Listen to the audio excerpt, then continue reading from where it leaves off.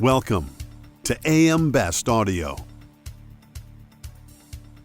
The rise of PFAS has become a top concern across industries. It's estimated that PFAS components are likely to be found at almost 60,000 U.S. manufacturing sites. With increasing regulations from the EPA, litigation, and cleanup costs, companies could be facing substantial financial risks.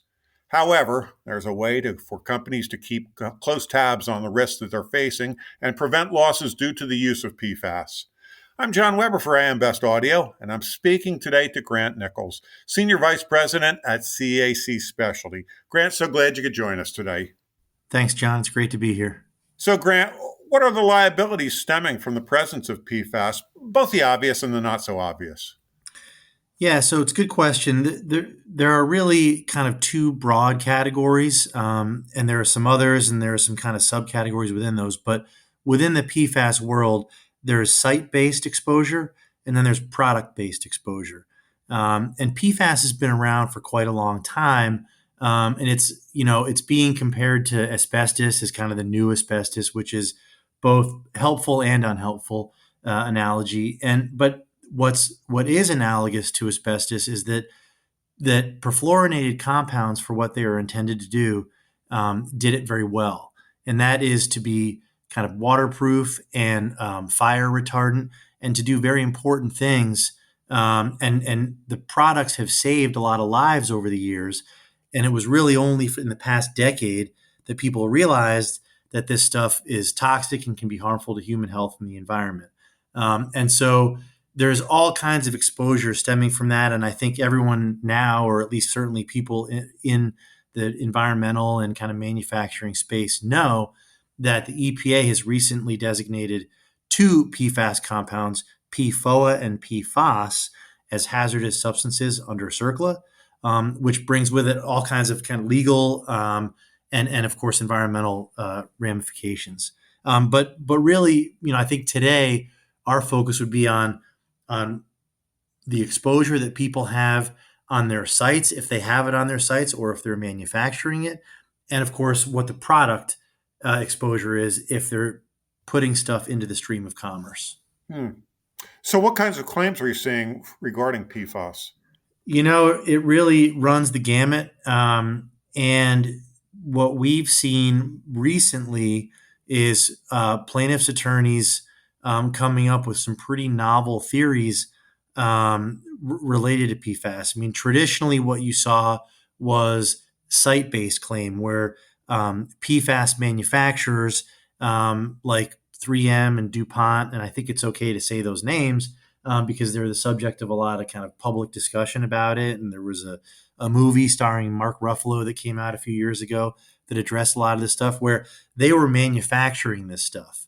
And to some extent were affecting the soil and the groundwater in the areas where they were manufacturing it.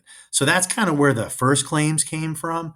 And then you saw claims kind of branch out from there, where you saw a lot of product-related claims where you were seeing claims made against people who were using the product in their manufacturing. And without naming names, you can imagine there were a lot of carpet manufacturers, a lot of manufacturers of waterproof clothing.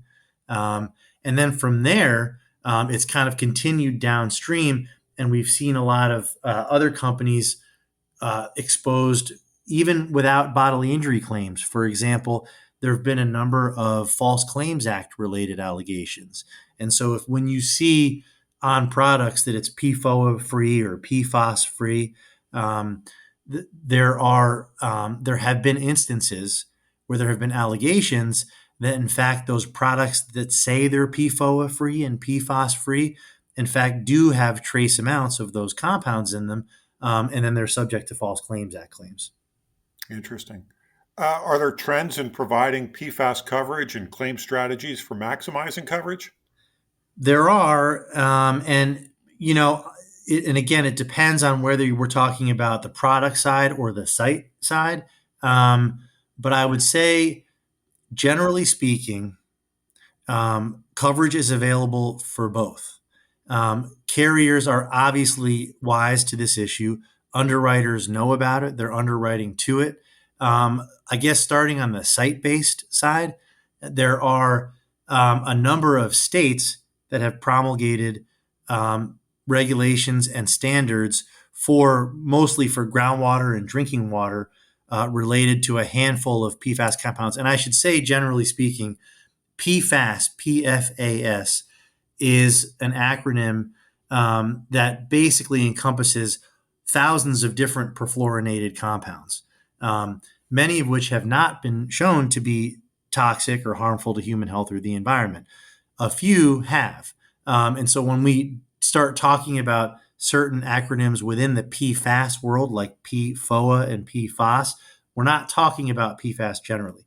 And so what you're seeing is where there are states that have promulgated environmental regulations with respect to some of those compounds, like PFOA, PFAS, PFNX is another one.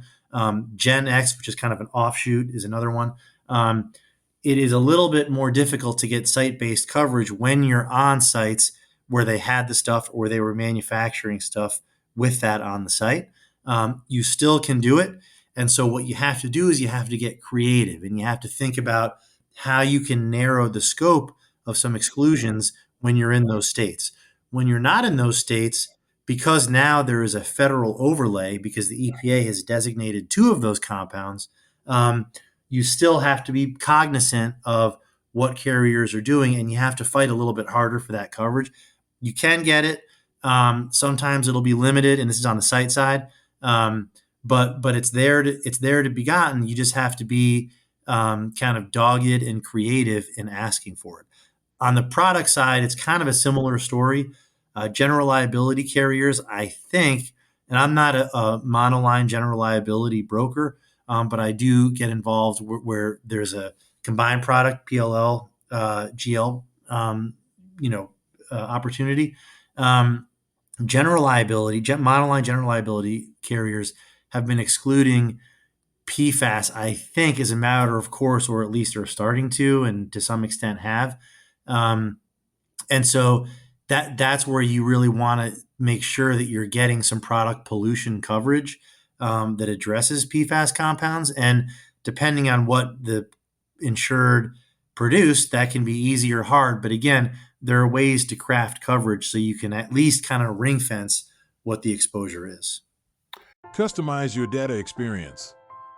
BestLink now offers an interactive company dashboard that provides company-level intelligence in a fast, user-friendly interface featuring interactive tables, charts, and Sparkline performance histories. Customize the dashboard tiles to prioritize the insurer ratings, data, and analytics that best support your workflow. AM Best. Our insight, your advantage. We often call PFAS forever chemicals. Are all PFAS and all PFOA components forever chemicals? Well, it's a good question, and that really gets to kind of why they're toxic. And I'm not a toxicologist. I'm actually not even really a scientist by background. I'm a lawyer by background. But my understanding, and again, I'll defer to the people who actually are scientists, is that that many of these compounds are not highly toxic like you would see in some other regulated pollutants. For example, hazardous substances defined under CERCLA. But the problem with them is that they take a long time to break down. And they when you ingest them, or as some allegations, some more recent allegations have come out, they're transferred by contact with the skin, so they're actually transferred via osmosis. They accumulate in the human body, and they don't break down within a normal human lifespan. So they bioaccumulate in your body, and so they're not forever. They don't last forever. But for the purposes of human health and the toxicity, yeah, I think they're kind of more or less forever, to the extent that they really last for the duration of a normal human lifespan. Got it. So are there proactive risk management strategies that can be taken regarding PFAS liability? Yeah, there are. I mean, and so I actually just wrote an ABA article on this, and kind of proactive versus reactive. And so they're both equally important, even though you would think, a reactive strategy really isn't what you're looking for. But in fact, if let's speak to an insured, if you have a policy, a general liability policy, occurrence-based policy, and you don't have a PFAS exclusion, which you wouldn't have on policies that are 5, 6, 7, 10, 20 years old, it is very possible that the occurrence upon which a claim could be made against you as a manufacturer of PFAS or of a component that uses it or some downstream manufacturer, that you can call on those old policies. And so now is a good time to kind of do an audit or a review of what those old policies are and what your exposure is when you used the stuff, and when someone could have come in contact with it. That's the reactive side, and that's very important. On the proactive side, that's really where pollution-specific insurance comes in. And that's, again, both on the products pollution side and the site-based side. And so it is worth everyone taking a look at your risk management program generally and what products you're using and why to determine whether you should get and obtain pollution-specific insurance. And that's even if you're using a product that is not currently regulated by the EPA or by any of the states. And so the answer is, don't wait, go see what coverage you can get. And maybe you get it, maybe you don't, but at least you know where you stand. And, in my world, which is mostly, I live in kind of largely a transactional world where I'm placing long-term pollution legal liability policies, so usually 10 years. Keep in mind that these policies are good for 10 years and you pay up front. And one of the great values of a long-term pollution legal liability policy is that you don't really know what the regulations are going to be in a year or 2 years or 8 or 9 years or 10 years. And so it covers you for that duration. And that is especially the case in PFAS, in the PFAS world, where regulations are changing, really monthly. I'm not sure if that answers your question, John. It does. Great advice, Grant. Thank you so much for taking the time to speak with us today. Yeah, sure thing. Happy to be on. I appreciate it.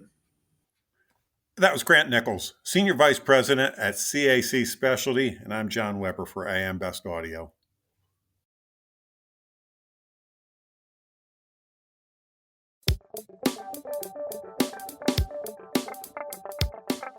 Looking to get the full attention of the insurance industry? We have the platforms that will do just that. Whether it be AM Best TV, AM Best Audio, Best Review Magazine, or Best Day.